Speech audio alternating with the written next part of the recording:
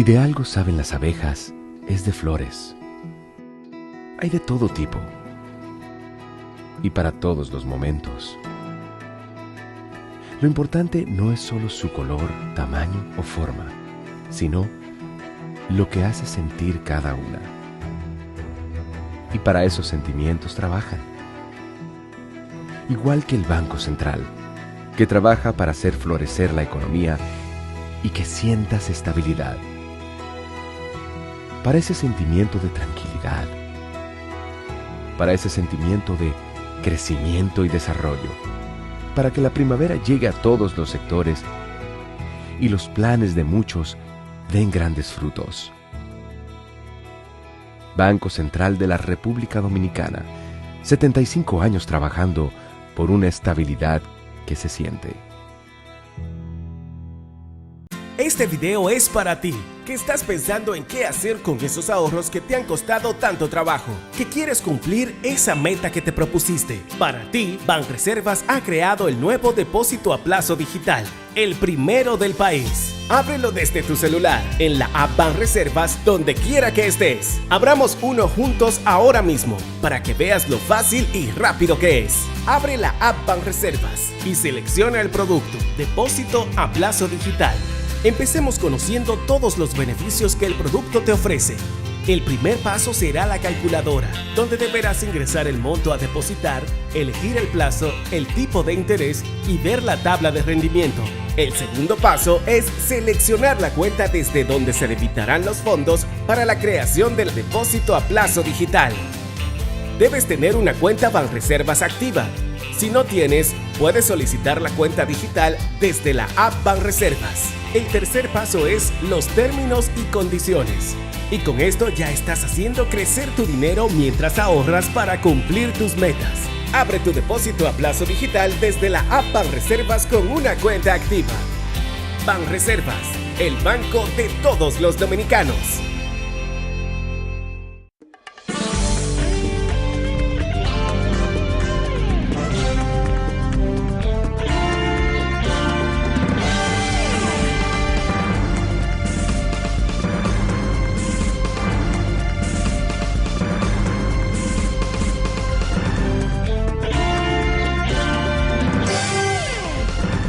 Muy buenas tardes, amables televidentes. Bienvenidos a su cita diaria crepuscular y nocturna en Teleimpacto, que es al final de la tarde despidiendo el sol y comenzando la noche. Ponga su caridad en buenas manos. Apoye el patronato de lucha contra el cáncer de Villa González Incorporado. 809-443-8010. El Hogar Escuela Santo Domingo Sabio. Otra exquisita oportunidad y exquisita institución para usted poner su caridad en las manos de los salesianos de la Iglesia Católica y ayudar a formar jóvenes en alto riesgo. Avenida Independencia, casi esquina Avenida General Gregorio Luperón en Santo Domingo. Bueno, antes que nada, hay que comentar ese golpe de Estado que está en gestación o en camino o en proyecto en Bolivia. Bolivia es un país que siempre ha tenido esas debilidades institucionales, el ejército, siempre ese ejército, ese cuartel, siempre está inquieto. Y la democracia parece que siempre ha salido por una puerta falsa del cuartel en esa zona de Sudamérica. Pero era lo que decíamos el lunes. Fíjense cómo nosotros decíamos que América Latina va cayendo en una especie de, probablemente de campamento para el golpe de Estado militar, por el asunto de la delincuencia que va absorbiendo estas sociedades, a la sociedad democrática que tiene mecanismos legales y de respeto a derechos humanos, pero cuando esas cosas están sobrepasadas, que el crimen sobrepasa eso, entonces viene la mano del gendarme, porque lamentablemente el caos no se puede dejar asentar por encima del orden. Y el orden entonces tiene que venir a ponerlo el cuartel. Decíamos nosotros, América Latina, si sigue este ambiente de delincuencia y de corrompimiento y de corrupción, tráfico de drogas, lavado de activos, tráfico de seres humanos, tráfico de hasta de órganos, señores. Entonces, indudablemente que América Latina, igual que otras zonas del mundo, van a tener que caer en la mano dura, lamentablemente. Este caso de Bolivia, uno sabe que estos son asuntos políticos, pero es que estos regímenes democráticos y llamados de izquierda y socialistas ganan democráticamente las elecciones, los pueblos le votan. Pero cuando llegan al poder, entonces quieren ser autoritarios y quieren hacer lo que les da la gana, como se dice. Pero hay que tener algunos límites, porque esa democracia y ese izquierdismo tiene que saber manejarse con estos cuarteles, porque estas democracias son débiles, por más que usted quiera. Entonces, en Bolivia se ha dado el caso que el presidente de Bolivia primero peleó con su compañero. Es decir, se ha distanciado de quien le ayudó a subir, que es el señor Evo Morales, peleado con el presidente Arce de Bolivia. No hay duda que eso debilita políticamente al gobierno, entonces eso, las fuerzas que le adversan siempre están pendientes de esas debilidades. Claro, el sistema es democrático, porque el presidente Arce ganó democráticamente, pero ha ejercido, sobre la base de ese poder, ha ejercido actitudes antidemocráticas contra sus adversarios políticos. El caso de la Yanine Áñez, esa presidenta interina que ocupó el cargo ahí, y entonces cuando sacaron a Evo Morales de ahí, eso trajo entonces una retaliación contra esa mujer y le respetaron todos los derechos, y ahí está la mujer como una presa política. Igualmente el alcalde de Santa Cruz en Bolivia es una región que siempre ha estado en disputa con La Paz, y esa gente quiere independizarse incluso. Ahí hay intenciones secesionistas en Santa Cruz, que parece que es la zona tal vez más hispánica, o con esas características, diríamos, hispánicas de la población, porque Bolivia es un país que tiene una población indígena demasiado grande e influye mucho en la política y en las zonas de presión al poder político allí. Entonces esa gente de Santa Cruz parece que tienen algunas intenciones soberanistas o secesionistas. El alcalde de esa zona, Fernando, no me acuerdo cómo se llama el hombre, está preso por asuntos políticos también, lo acusaron, hicieron acusaciones. Es decir, el régimen se le ha ido de la mano cierto respeto, sobre la base de que son gobiernos legales, porque fueron elegidos democráticamente, pero hay que tener cuidado con los adversarios. Usted no lo puede, como se dice, arrinconar a un adversario porque tenga el poder, porque la democracia es un juego. Hay que compensar el poder. Usted no puede usar el poder para arremeter contra el adversario y retaliarlo porque hubo un golpe de Estado constitucional allí y le sacaron a su gente del gobierno. Pero eso fue un asunto constitucional. Entonces ese cuartel, cuando el cuartel se revela, ya es un problema. Está bien, va a volver la estabilidad porque va a haber muchísimas presiones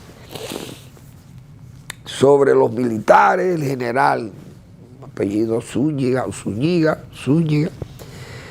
el hombre parece que está al mando de las fuerzas rebeldes, pero uno sabe que eso va a volver a cierta normalidad, pero eso es un susto, es una advertencia.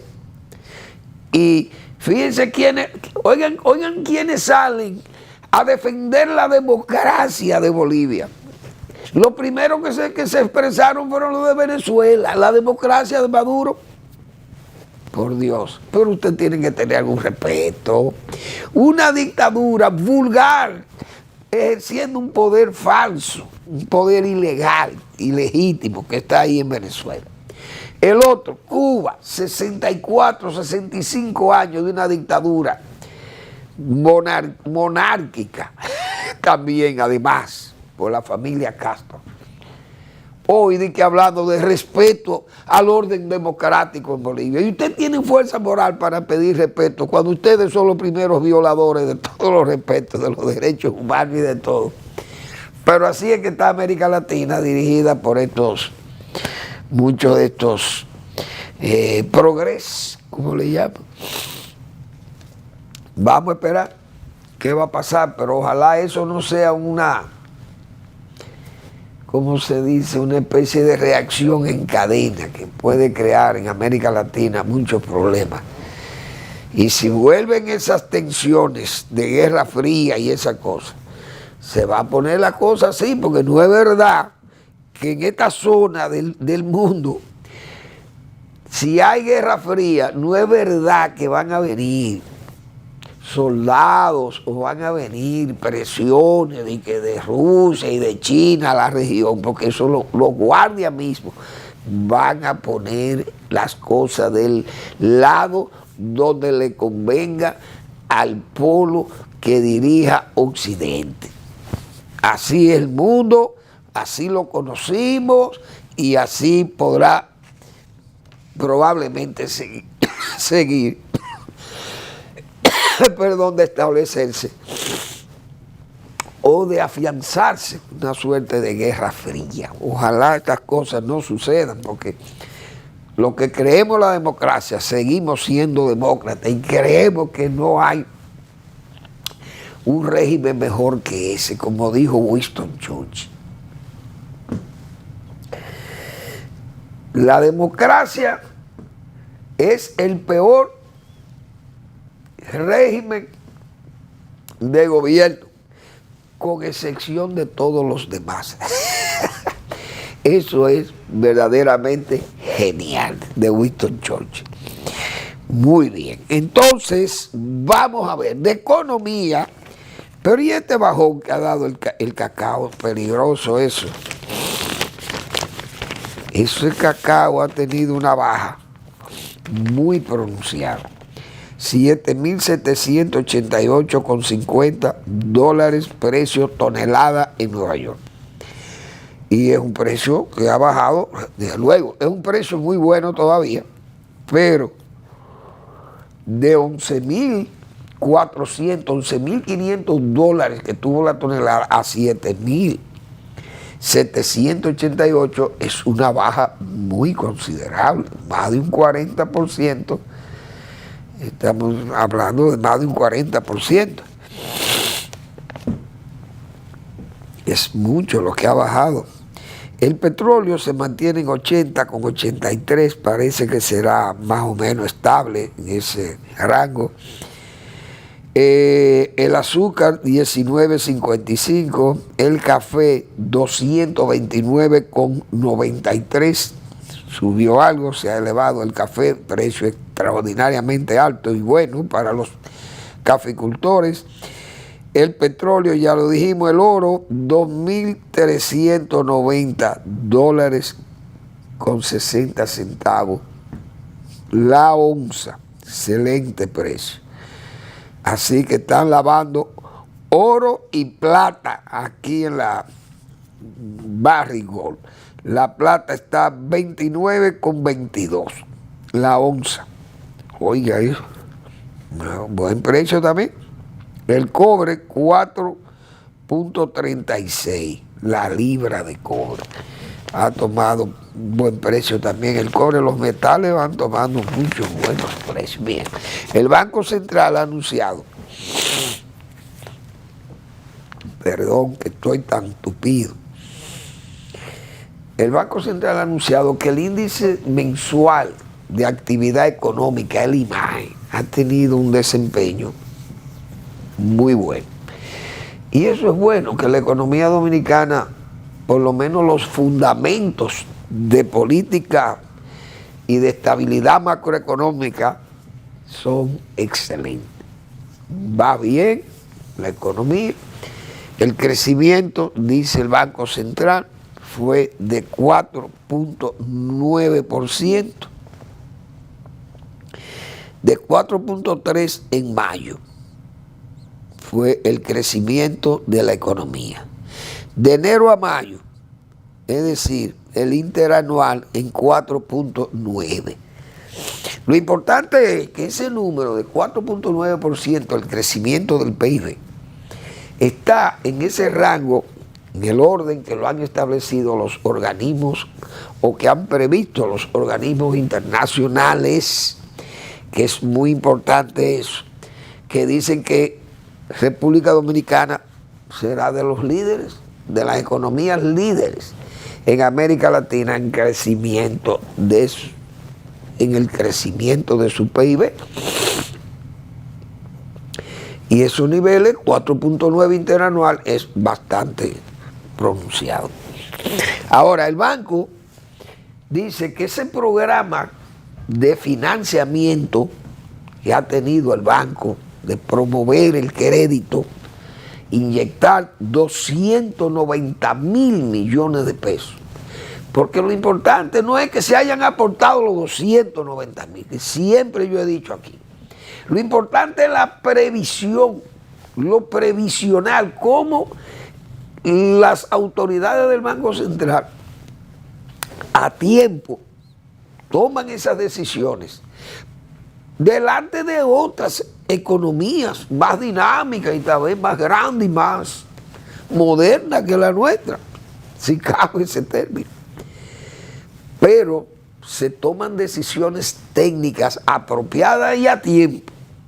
Y ahí es que está la gran diferencia con Héctor Valdés Alviso y con cualquiera que usted venga improvise allí y vamos a esperar a ver qué va a pasar allí porque los grandes todavía no han hablado. No, antes de que hablen los grandes, aquí hay una previsión y eso ha sido muy determinante para que la economía dominicana luzca fuerte.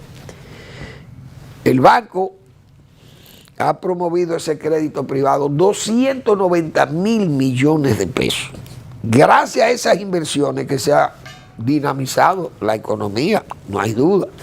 Entonces, ¿cómo se ha distribuido ese crédito? Consumo, 88.000 millones de pesos. Se han facilitado en crédito al consumo, eso activa, óigame, eso activa hasta un muerto. La economía se activa aunque esté muerta. Asimismo, para vivienda, 43.000 millones de pesos se han facilitado en crédito para la vivienda. Para la construcción, 27.000 millones de pesos. Industria, 19.000 millones de pesos. Así que esas inversiones o ese préstamo al comercio, 42.000 millones, al sector privado, no hay duda que ha dinamizado la economía. Pero también dice el banco que el gobierno ha hecho un incremento en el gasto de capital, 62.000 millones de pesos, y que eso es parte también de la actividad que ha movido o activado la actividad económica. Eso es muy importante. La economía, si sigue creciendo en esa forma, terminaremos con buenos números y, como dice el Banco Central, con los pronósticos que han hecho los organismos internacionales de señalar a la República Dominicana como una de las economías de mayor crecimiento del área, América Latina y el Caribe. Vamos a la pausa y regresamos.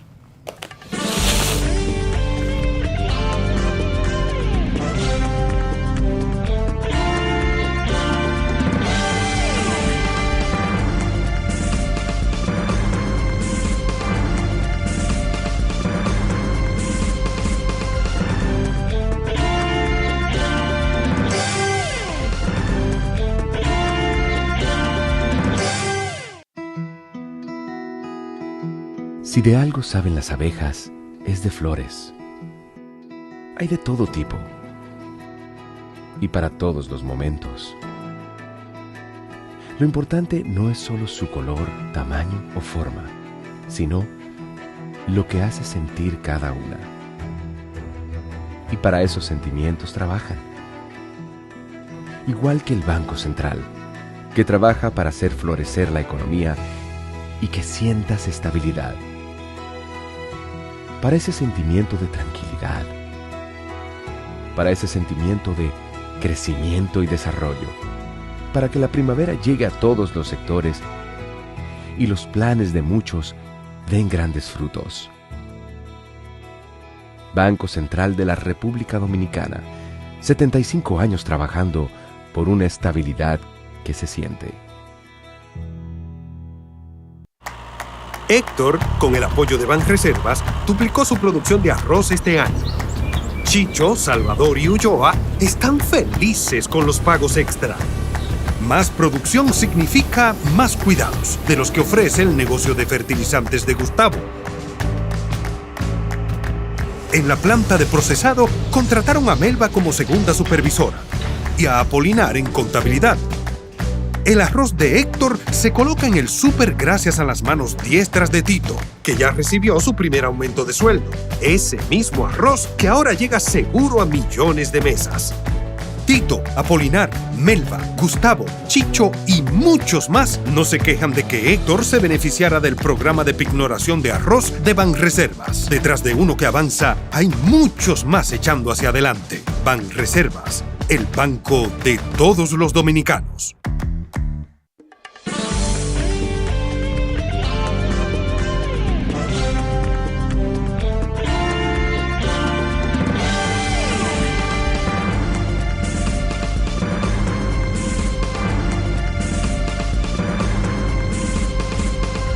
Muy bien, bueno, en Estados Unidos no hay duda que es una sociedad que nosotros tenemos mucha, no solamente relación, sino interrelación, porque aquí hay tantos dominicanos allí, tanta influencia que hay, todo, hasta votamos en el proceso electoral de los Estados Unidos, los dominicanos votan.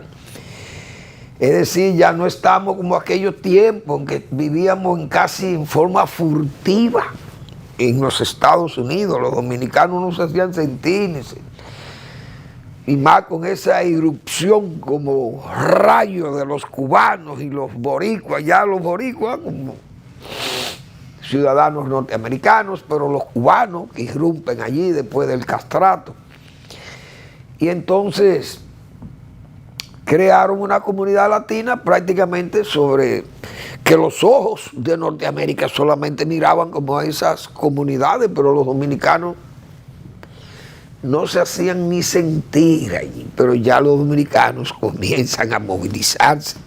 Ya tenemos representaciones y hasta representaciones no solamente a nivel de alcaldía y cosas de eso, sino ya de representantes en la Cámara de Representantes, y mañana tendremos senadores y de todo eso, pero en el nivel político hemos tenido también ministros, secretarios de Estado de los Estados Unidos, no del Departamento de Estado, pero secretarios de los ministros, de los secretarios del gabinete de los Estados Unidos.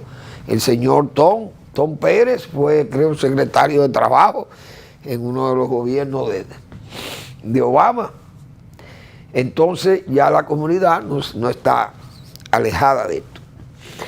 Pero el jueves hay un debate que tiene una importancia que yo pienso determinante para las elecciones de noviembre. Biden y Trump van a un debate donde las miradas van a estar fijas en el señor Biden. Desde luego, sobre Trump también van a estar las miradas, porque Trump es un hombre que ha perdido la prudencia.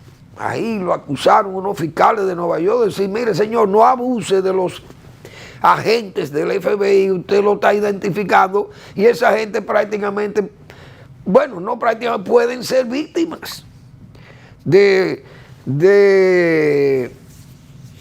ser asesinados o de ser golpeados de ser afectado a sus familias, porque usted está haciendo denuncias graves, sin prueba, que esos agentes del FBI fueron a matarlo a él y a sus familiares. Oigan qué cosa tan loca, las expresiones de un Donald Trump. Entonces, que fueron a matarlo, asesinarlo a él y a su familia en Mar-a-Lago, su propiedad de Florida.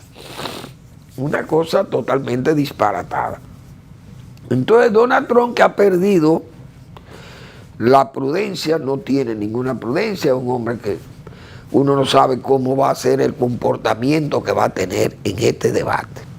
Sobre Biden va a estar la mayor de las miradas, va a estar sobre Biden, por una razón. El mismo Trump y su gente han querido señalar que Biden es un hombre que está muy disminuido, que no tiene problemas cognitivos y físicos, que es un hombre que no está como bien, que anda como perdido, pero los demócratas y la gente de Biden han dicho que esos son fake news, que son parte de esas propagandas que se han hecho de parte de Trump, de querer presentar a Biden como un hombre disminuido, que anda con problemas cognitivos, con problemas de orientación, que anda como perdido, que no tiene buen juicio ya no es recto, no es un recto juicio de razón y de palabra. Entonces, si Trump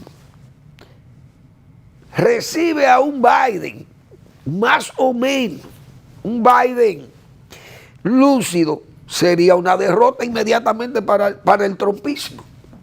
Ahí mismo va perdiendo el debate. Si Biden llega con la energía que hizo, aquel discurso que nosotros lo comentamos mucho, ese discurso de Biden, dirigiéndose a la nación, ese último discurso vigoroso, ese no era el Biden muertecito que anda ahí, sino como una especie como de Balaguer, decía yo en esa oportunidad, que Balaguer siempre se veía como un muerto, pero que Balaguer era como el musgo, decíamos nosotros, muchas veces lo hemos señalado así, que además era mimético, Balaguer era mimético, se ponía del color que le daba la gana, como dicen, y cogía fuerza, y en su oratoria se veía, el hombre se veía como redivivo. Biden, si Biden presenta un cuadro más o menos de lucidez y de vigor, como ese, repito, del discurso a la nación, comienza una derrota para Trump ahí mismo. Y el trumpismo debe estar consciente de eso. Por eso digo que lo más importante de ese debate será el cuadro cognitivo, vamos a ponerle así, ese cuadro de buen juicio, de razón y de palabra que pueda tener Joe Biden. Si Biden luce desgastado, si luce desorientado, ahí mismo perdió las elecciones. Óigase bien, no el debate, no las elecciones. Entonces, si sale de ahí con vigor o si presenta vigor, ganó las elecciones, dice Manuel Fermín. Pero vamos a esperar que mañana será ese debate y será un evento interesante, muy importante, tanto en los Estados Unidos como en el mundo, que va a estar pendiente de esa presentación que tendrán los dos principales candidatos a la presidencia de los Estados Unidos de Norteamérica. Y donde primero van a estar viendo eso, digo yo,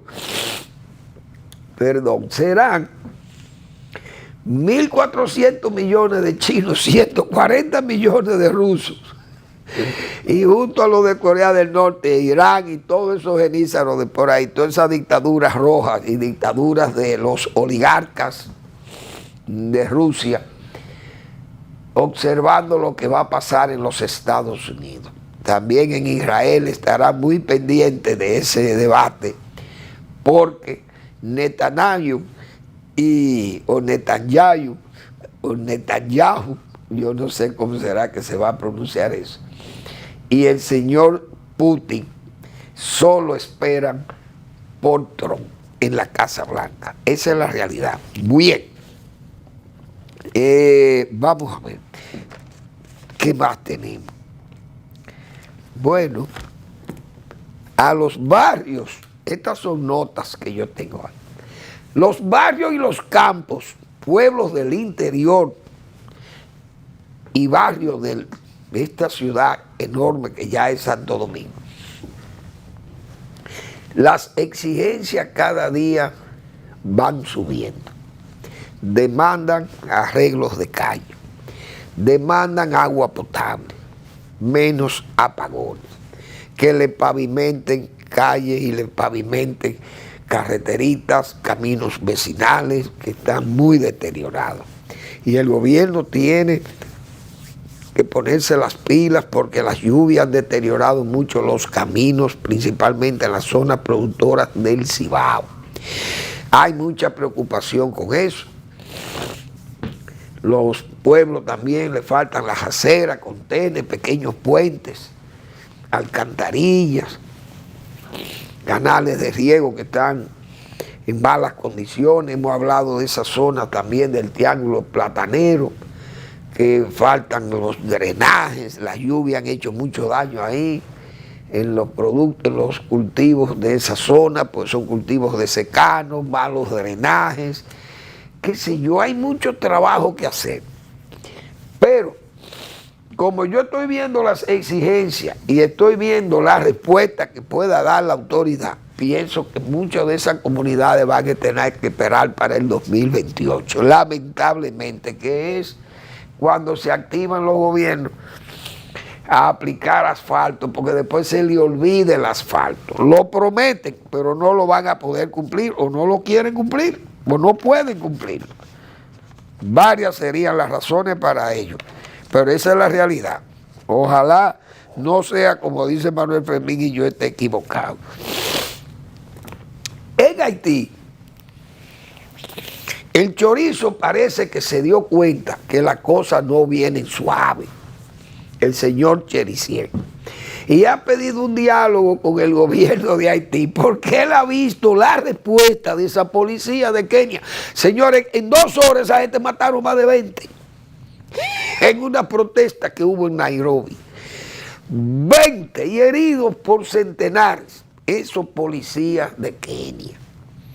Parece que el Cherisier y sus bandoleros vieron que las cosas van en serio y van a tener que enfrentarse con eso. Esos no son nepalíes, ni son blancos de Australia, ni de Estados Unidos. Esos son negros nigérimos como ellos.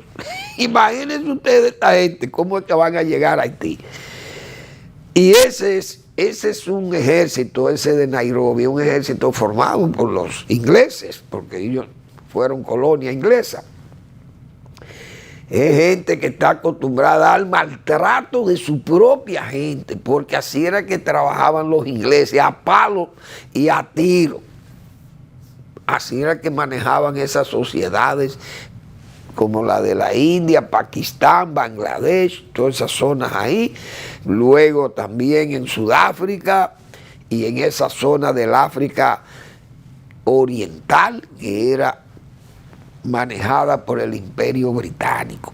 Así que el Cherisier ha puesto su barba en remojo y ha dicho que quiere diálogo. Yo lo dudo que le concedan diálogo al hombre, porque es que ya eso está condenado. Bueno, vamos a ver los progresos del gobierno, si van a renunciar algunos que se sienten molestos con la aprobación del Código Penal, porque entienden que eso es una aberración. Me imagino que renunciarán, que le renuncien al presidente Abinader, me imagino que le gustaría, porque le pone menos presión a los cargos, que son tantas demandas de cargos que tendrá el gobierno, que muchas veces nosotros decimos, ¿y dónde que van a colocar los compromisos políticos que tiene el gobierno? No va a ser fácil. Bueno, las reversas del cambio. La verdad que cuando el PRD gobernaba, decíamos, se le echaba de menos cuando estaba en la oposición. desde que llegaba al gobierno, se le deplora. Los cambios se anuncian, pero no se ven.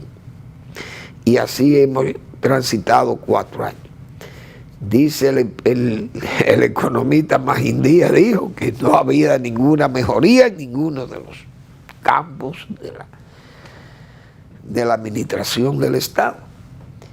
Entonces, ¿por qué ahora se quiere plantear la revisión de una medida que debiera ser mejor implementada, mejor administrada, revisada y ponderada si tiene que hacerse?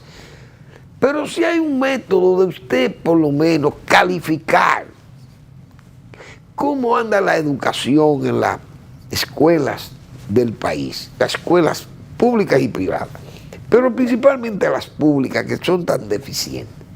Se estableció las pruebas nacionales como una medida de poder evaluar, no solamente darse el gusto de quemar muchachos, de que bueno, no pasaron, se quemaron y hay que repetir, pero no se le puede tener miedo a la repitencia de los estudiantes si no están debidamente preparados para subir de grado. Además, esas pruebas nacionales lo que dan es una alerta para que mejoren los docentes también, o mejoren o cambien los métodos de enseñanza y los muchachos puedan aprender, o exigirle más a los muchachos en los exámenes parciales que se le hacen, para que vayan mejor preparados a las pruebas finales, a las pruebas nacionales. Pero ahora ya el gobierno o el PRM ya quiere quitar eso. Es decir, molestan las pruebas nacionales. ¿Pero por qué el retraso? ¿Por qué ese retroceso? No sabemos. Pero ya hay órganos oficiales que están de acuerdo con la ADP. A la ADP no le gusta nada de eso. Todo lo que le exija trabajo, esfuerzo a la ADP, no es verdad que ellos van a estar a gusto con eso. Ahora, los verdaderos educadores del país son conscientes de que esas pruebas ayudan, pero tienen que estar bien administradas. No son una prueba para salir de paso. Tiene que ser una prueba de verdad, una prueba y que los muchachos sean conscientes que tienen que ir a pasar esa prueba.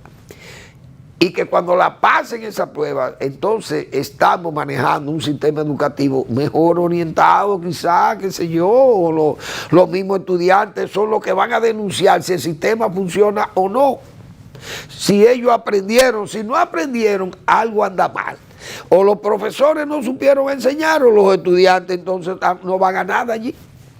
No hay una autoridad escolar que pueda influir para que estos muchachos entonces sean verdaderos alumnos y no visitantes que van a consumir un desayuno escolar o una merienda al mediodía, o a recibir uniformes y otros materiales educativos, tal vez para negociarlos o empeñarlos en casa de empeño. No tiene sentido. Vamos a una breve pausa y volvemos.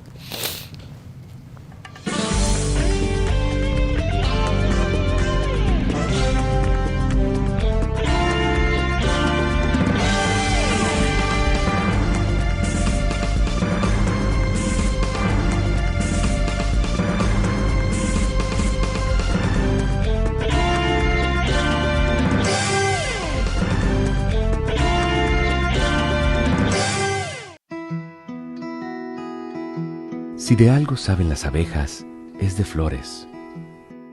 Hay de todo tipo y para todos los momentos.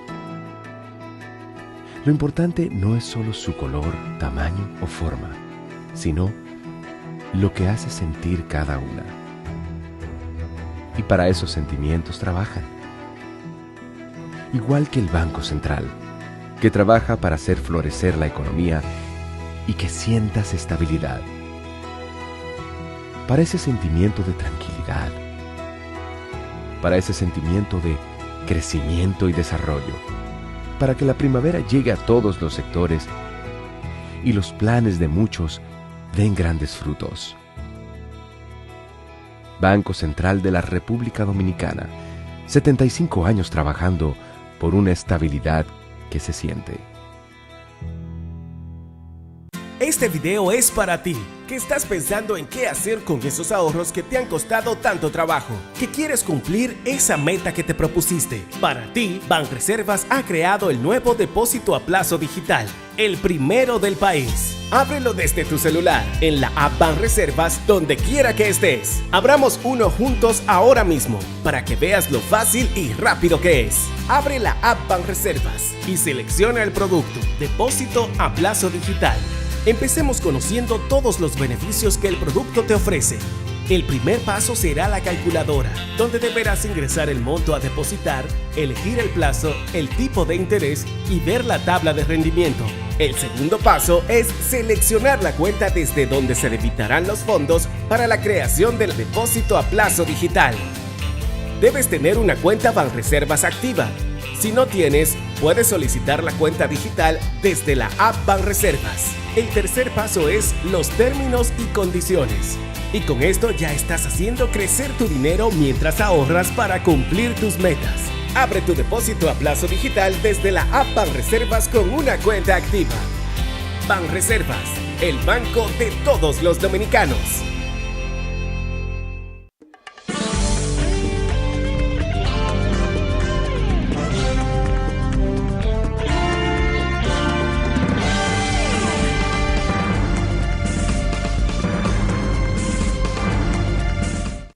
Muy bien, vamos a ver qué nos tiene el doctor Marino Vinicio Castillo en esta semana que publica su blog La Pregunta.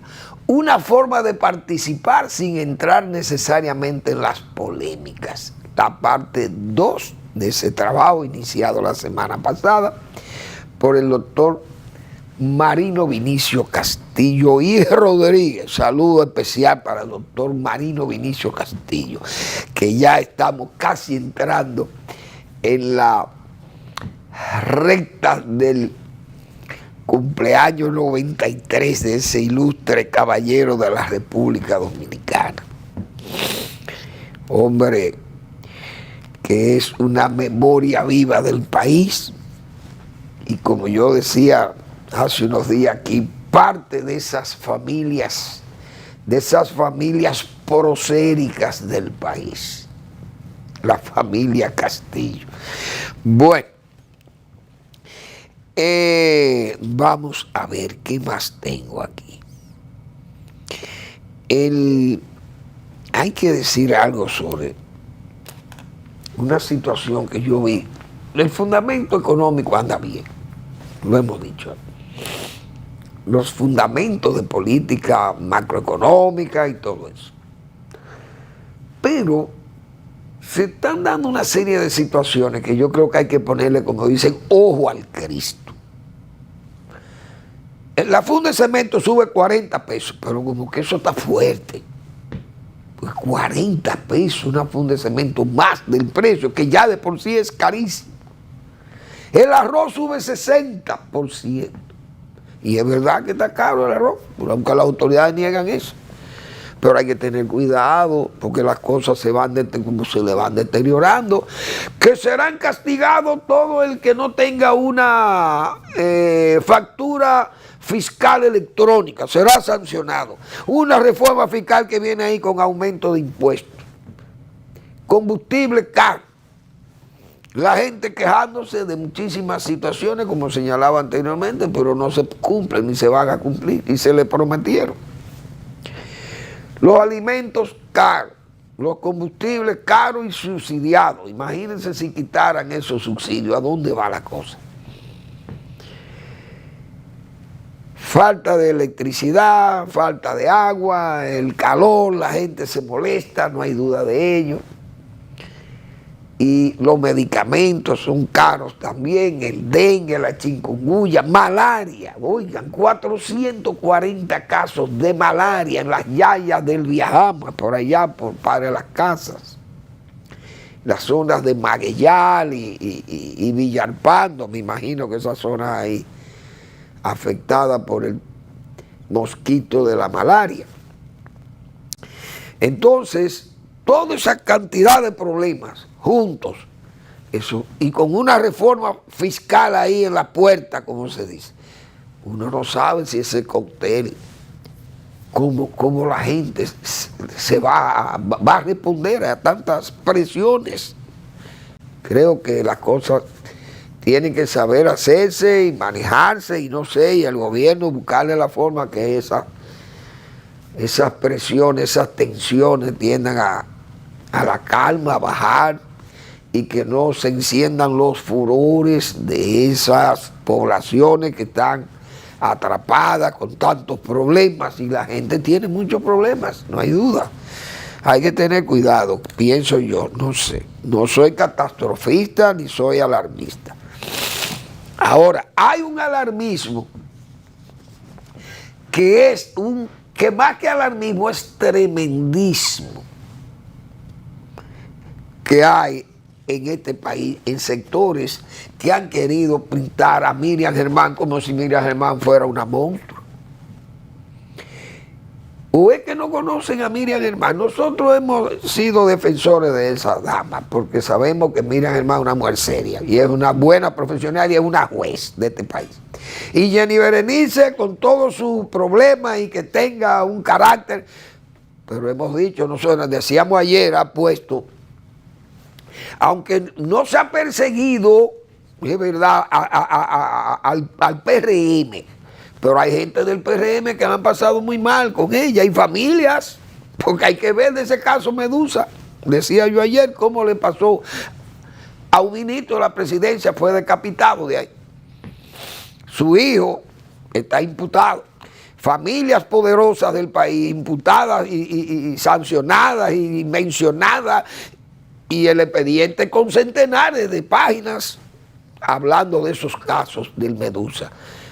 Y ahí están todas las familias y todos los involucrados.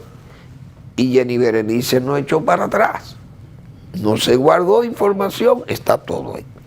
Entonces hay un tremendismo de, todo el mundo sabe que aquí se paga para atacar funcionarios y para atacar a gente, y se paga hasta para sicariatos morales y sicariatos físicos, criminales. Que no es este caso, desde luego, pero hay un sicariato moral.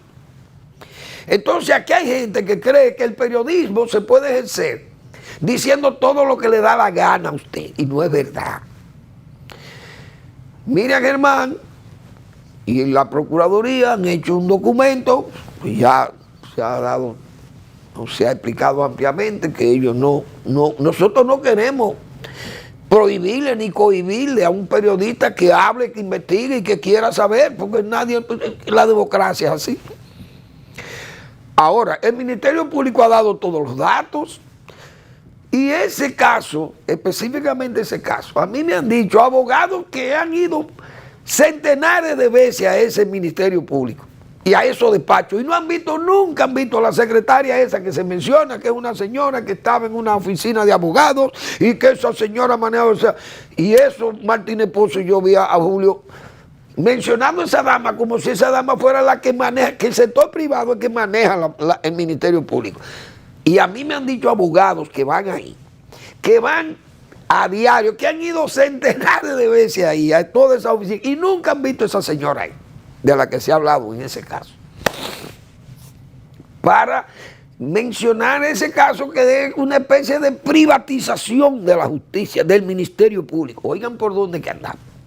Entonces se han hecho acusaciones falaces, ha dicho el Ministerio Público, que son mentiras, que no es verdad, que se han hecho esa cosa en forma oscura, y yo soy de lo que creo que Miriam Germán es una mujer que no se va a prestar a eso. Ahora, fíjense lo que dice aquí, un senador del PLD, pero es que uno sabe que esos juicios son, desde luego, están los principales dirigentes, son PLDistas, la familia del líder de ese partido, de Danilo Medina, casi, diríamos, a las puertas de una sentencia por robos o prevaricación y qué sé yo, corrupción.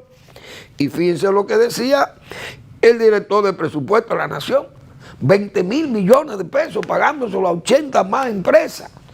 sin los procedimientos normales y Hacienda autorizando, son cosas muy graves.